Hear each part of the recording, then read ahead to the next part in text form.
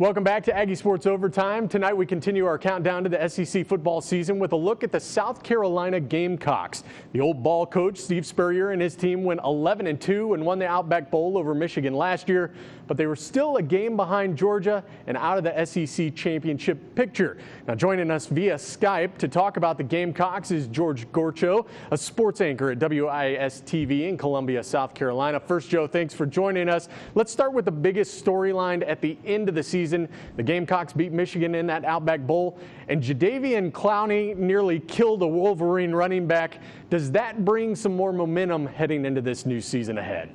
Well, I think it just generates momentum, surely, for the publicity Clowney's gotten in the USC program. There's a lot of excitement around it. He's nominated for an ESPY award, so certainly it's going to help generate some sort of momentum.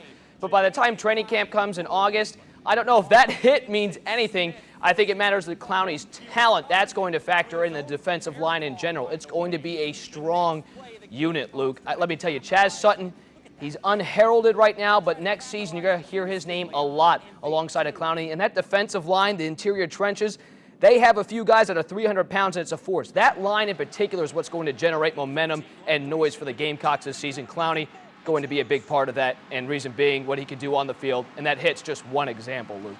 I'm sure people are excited the fact that you are talking a little bit of defense, but you know, any coach under Coach Spurrier, offense is a big key. I guess let's start with the biggest loss, or at least the most well-known loss. That was Marcus Lattimore leaving for the pros after his horrific leg injury. How badly will he be missed there in the backfield at South Carolina?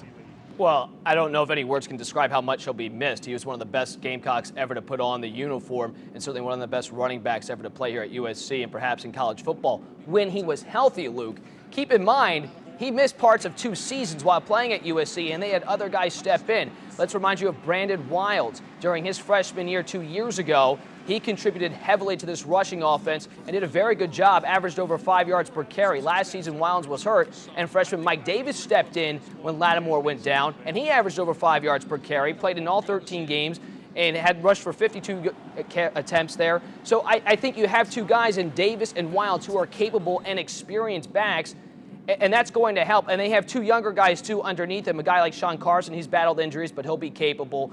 And they should be okay at that position. I don't think they'll miss them as much as people think because they have a lot of depth at that position.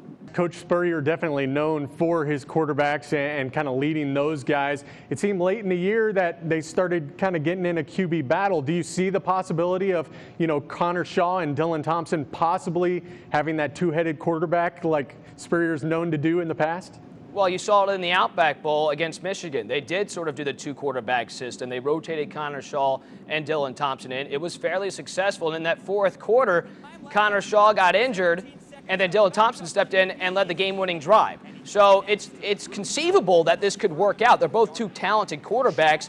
Connor Shaw's more of a threat running than Dylan Thompson is. Dylan Thompson's more of a passer, can beat you with his arm.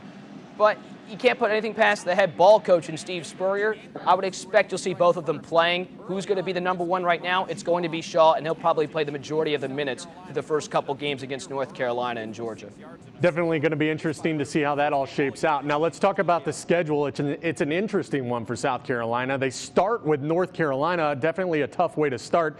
They end the season with Clemson. The crossover games happen to be Arkansas and Mississippi State. How do you see that schedule kind of helping or hurting the Gamecocks this year?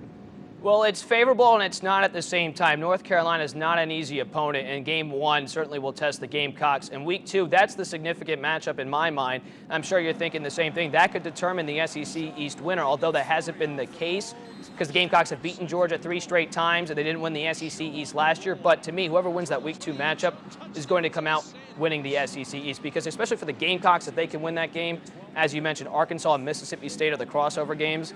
Listen, they're not playing Texas A&M. They're not playing LSU. They're not playing Alabama. USC dodged some major bullets in their scheduling this year. So if they can handle their business by beating Georgia, I think they'll be okay getting through the rest of the SEC schedule. And then they just got to take on a tough Clemson team, which they beat on the road last year, and they're home this time. So the schedule, to me, is pretty favorable for USC when you consider other SEC schedules around the league.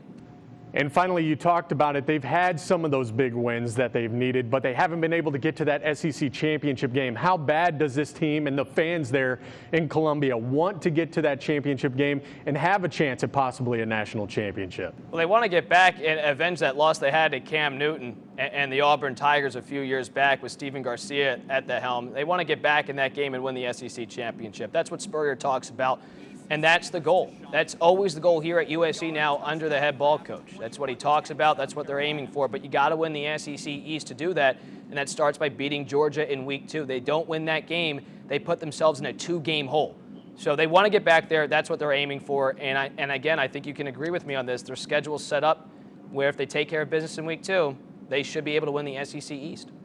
Joe, thanks so much for joining us. We're looking forward to seeing how South Carolina does, and obviously here in A&M, everybody keeping an eye on the West, so maybe it could be Texas A&M and South Carolina in that final game. I'm sure nobody in South Carolina would complain, Luke, if that was the matchup. As long as they're in the game, that's all that matters. Joe, thanks again so much, and have a great summer.